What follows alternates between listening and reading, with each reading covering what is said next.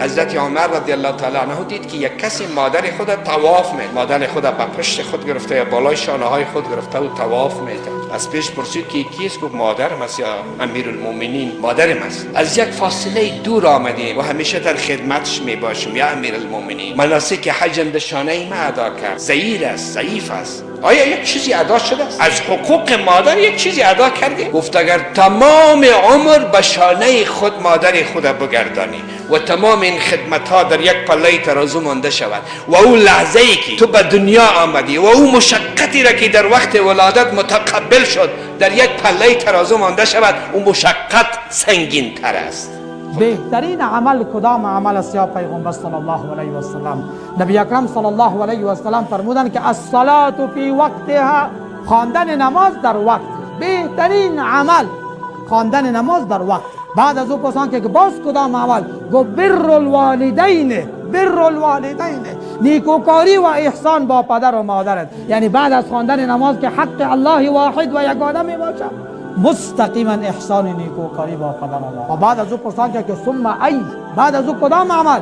گفت الجهاد فی سبیل الله، جهاد در راه الله. علماء کرام از این برای ما تو استنباط میکنن برادر که احسان و نیکوکاری با پدر و مادر از جهاد در راه الله کده افضل تر است و بهتر تر.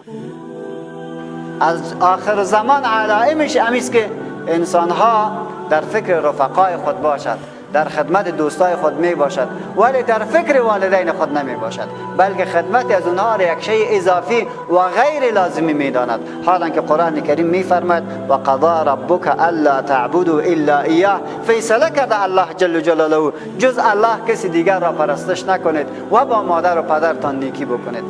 این نیکی پدر مادر چه وقت است؟ اما یبلغن عندک الکبر، اگر برسد یکی از اینها او کلاهما یا اردویشان به سن سفیدی و پیچ سفیدی، فلا تقل لهما اف، کلمه اف را در مقابلش نگو.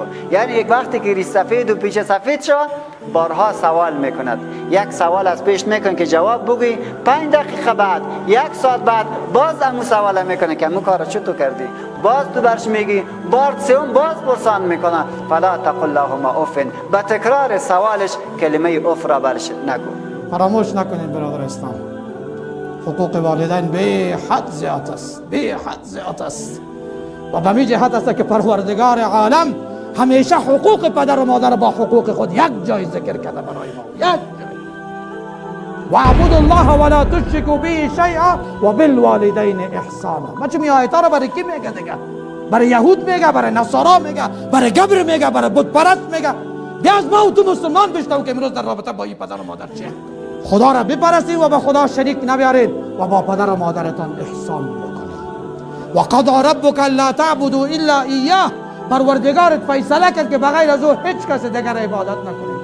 و بالوالدین احسانا، و با پدر و مادرتان